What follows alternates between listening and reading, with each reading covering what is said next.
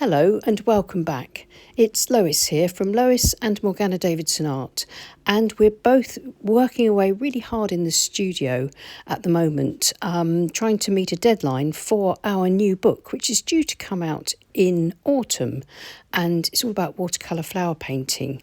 And so we haven't had time to produce any new content here for YouTube, but I hope you'll really enjoy watching this beginner-friendly tutorial that looks at painting birch trees without using masking fluid, painting them in a really nice loose way using the negative painting technique. So I hope you find this one helpful. Hi and welcome to this winter trees demo where I'm going to be doing this really loose semi-abstract painting of these beautiful winter birch trees, but I'm going to be doing it without masking fluid, so I'm going to be using negative painting techniques to keep the white of the paper for those lovely fresh birch trees and for some of the background trees. So I'm doing this from imagination, and it's just an experiment, and I want to paint as loosely as I can using the wet in wet technique. So I've got a piece of Saunders Waterford cold pressed watercolour paper. It's a 1/4 imperial sheet, that's 11 inches by 15 inches or 28 centimetres by 38 centimetres. It's taped to my board with ordinary decorator's masking tape, and I've got my board at my sort of default angle of about 45 degrees because I'm going to be wanting the paint to sort of run and flow, and I will be turning and tipping and tilting my board as necessary to try and get some lovely soft effects around these trees for the background. So the first thing I'm going to do is just draw in my focal point trees. I'm just going to draw in the trunks and a few branches, just ideas as to where they're going to go. I'm using a carpenter's pencil. I quite like it. It's got a nice chunky lead, and it's a chunky pencil to hold anyway, which encourages you to sketch fairly loosely and not get too bogged down with detail, because the more detailed your drawing gets, the tighter you find you paint, and we want to be nice and loose and expressive here so we can be flexible and react to how the paint and water flows together for this nice soft background. This is another winter scene, so of course you could turn it into a card. If you paint smaller than me, then it's really easy to make your painting into a card, or you can simply print out copies of your painting and turn them into cards, and I'm sure that they will look really lovely as Yuletide or holiday or Christmas cards. So I'm just getting a few branches, indications of where they're going to crisscross over and across these main birch trees, and this getting the birch trees in here will help me now when I start to paint wet in wet. You can see with this large flat wash brush or mottler brush, I'm wetting the paper, but I'm leaving the birch tree trunks dry, so that when I apply the paint and tip and tilt it, hopefully I will keep the white of the paper where the tree trunks are, because the paint theoretically should only flow and move into areas that are wet. So this takes a little bit of time. You might have to sort of keep re-wetting it depending on how warm your room is. But the idea, as I say, is just to, you can see the paler areas already where there's no water on my tree trunks, and then just wet the rest of the ground area, and everything else should be fine.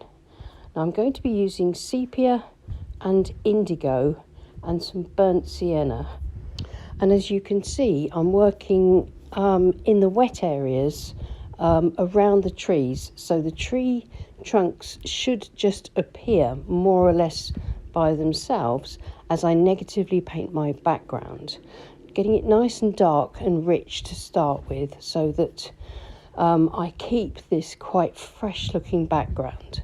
I don't really want to go in and do much more to the background other than this, so I'm going straight in today, very dark. I'm being sort of a bit more careful now I've got most of my paint on the page, to make sure that using the tips of this flat wash brush, I can sort of outline roughly the hard edges where the wet paint meets the dry paper, if you see what I mean. Get a little bit of colour across the sort of snowy, frosty path. And then with a clean, damp 3/4 inch flat brush, I'm just going to get a slightly firmer edge where my background forest meets the sort of snowy sort of edge of the ground. Now I'll take my water misting spray. This is a hairdresser's misting spray that I found on eBay. So if you just look for a hairdresser's spray, it sort of gives you a really good fine mist. So I've sprayed it, turned my board upside down, and now I'm spraying the individual patches of paint where they're thickest, and you can see that gravity, because my board's at 45 degrees, is the paint's running down beautifully, and I should get a nice soft background. And at this point now I'm using a synthetic round brush to add in some lovely bright notes of burnt sienna. This gorgeous orangey colour really works beautifully against the brown and the indigo. And I can just gently work around where my paint is flowing, and hopefully this lovely bright orange would just lift the colour in this painting a little bit. I want it to be quite muted. If you'd rather have softer, brighter colours in your own painting, then try out a few different ones.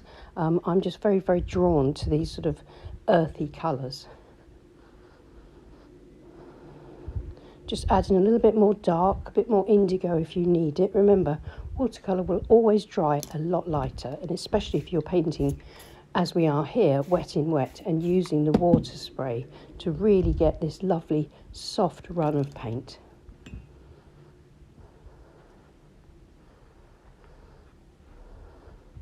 The flat brush can help me to define my trees a little bit more if I need to in places. If you do lose your trees, don't worry, because at the end of the painting you can always go over your trunks with white gouache. And then as soon as the paint has flowed exactly to where I want it, I can place my board flat on the desk, and that's why it's catching the light differently here, but the colours are still just as vivid. By placing the board flat, it won't run anymore. Gravity's not pulling the paint down. It will soften and diffuse where the paper is wet. Now this is the corner of a plastic store card, and I'm dragging it through the damp paint here and there to start off some branches. I'm going to paint in some branches with Payne's Grey later on, which is going to be my fourth colour, but for now I'm just going to use the card. You can use a palette knife for this, your fingernail, or the end of a paintbrush, anything that you can use to sort of drag through the paint, part the paint, and to create these sort of paler marks or darker marks where you create a scratch on the paper and then the paint flows into the scratch. It just gives us a good starting point for our branches, and then getting some of those similar colours flowing across the page for the foreground. The foreground is very much going to be something and nothing, just enough to lead the eye into the painting towards our birch trees.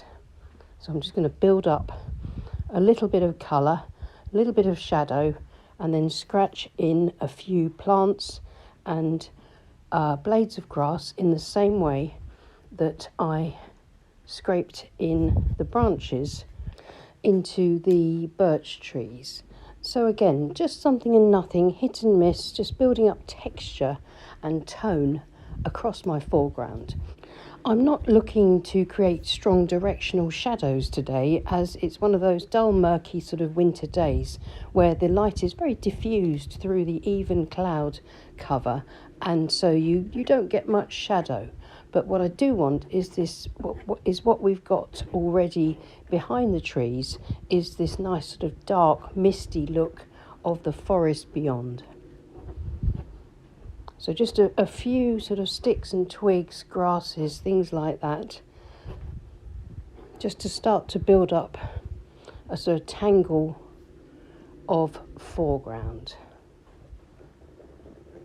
And then the paint is slightly drier. It's almost dry, but you can see because it's almost dry, I can scrape out even stronger pale marks. And now I can leave that to dry completely.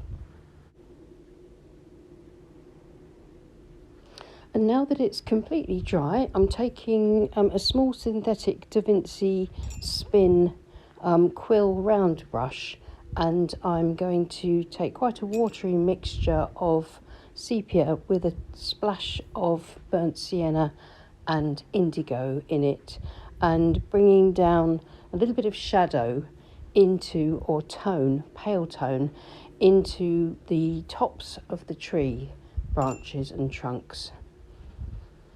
Just helps to define them a little bit more against that paler sort of misty sky area.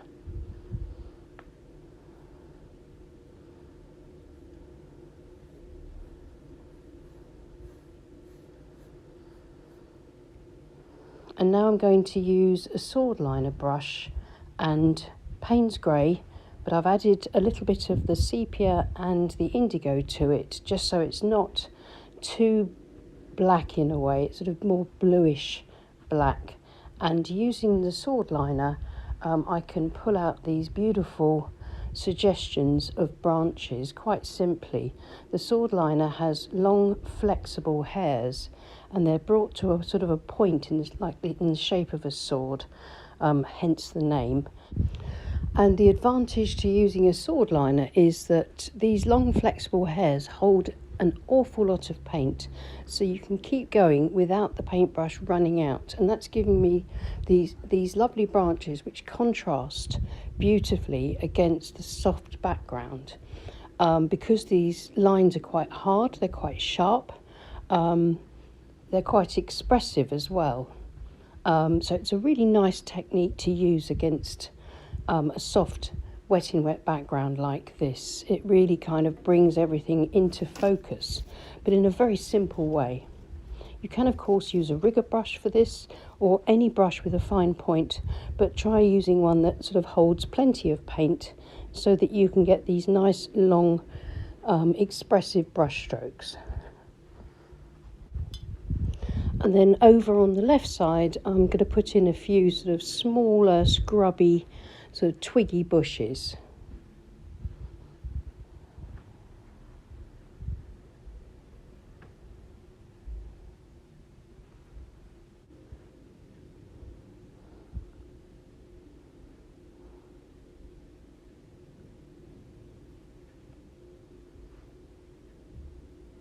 And then using a sort of a sepia mixture, quite watery, I can use my round brush and just pull up some very soft, faint, distant trunks between these stronger trunks that make up the tree line. So this just gives us a little bit of a hint of trees in the background.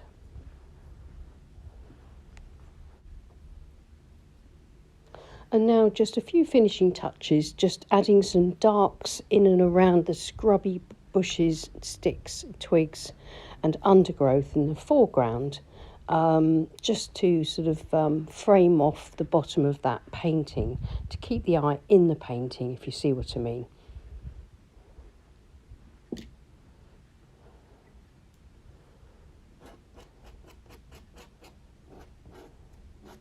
Again, I can scratch through some of that paint just to add a few sort of lighter touches and some sort of spontaneous marks across the foreground.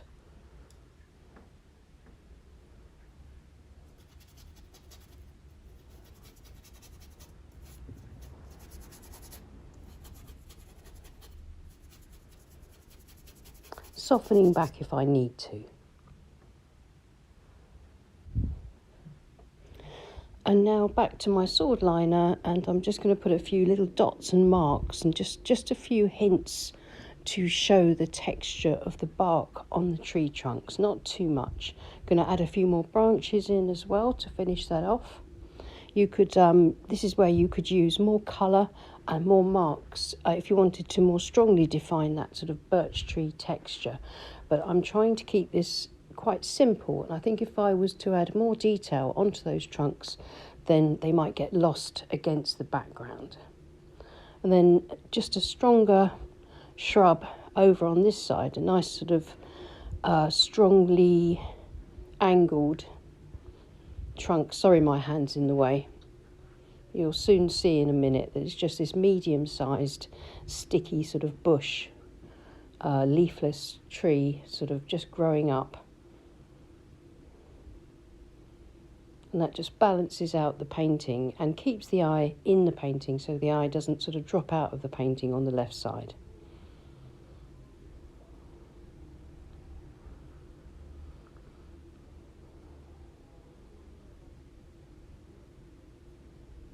And then just a few more marks as the paint has run out of the paintbrush. I just get these like very faint dry brush marks to flesh out a few more sort of hints and suggestions of distant trees in the background.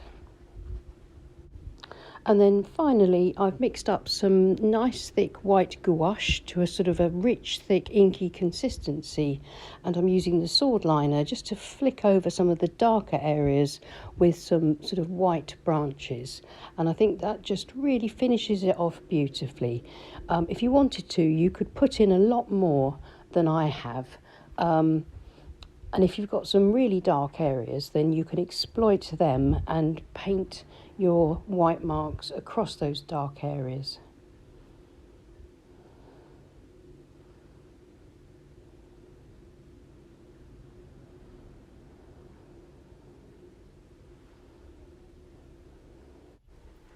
So here's the finished painting. I'm going to remove the tape and have a look at it with its clean white border, and that sometimes helps us to see whether it is truly finished or whether it maybe needs just a few finishing touches, because it's like looking at the painting with a frame or with fresh eyes. But I think I'm okay with the painting as it is. I don't think I'm going to do any more to it. As I say, you could make your birch bark a little bit more birchy, if you know what I mean, with those sort of rings and spots that are so distinctive. But I'm quite happy with the way this has turned out. As always, I much prefer to try for a sort of looser, less is more finish than maybe sort of putting in a bit too much detail. If you enjoyed this demo, you may be interested in taking a look at my book, Landscapes in Watercolour. There's a couple of links below. There are lots of tutorials and lots of basic techniques there. And they're quite sort of in-depth paintings that I'm sure you'll enjoy. So as I say, there's a couple of links in the description below. So many thanks for watching. Many thanks for all your likes and subscribes. Much appreciated. And hopefully we'll be back soon with some brand new content for you. And thank you so much to everyone that supports the channel on Patreon. We couldn't run this free to view YouTube channel without you, and we appreciate each and every one of you. I'll see you again soon. Take care and happy painting. Bye.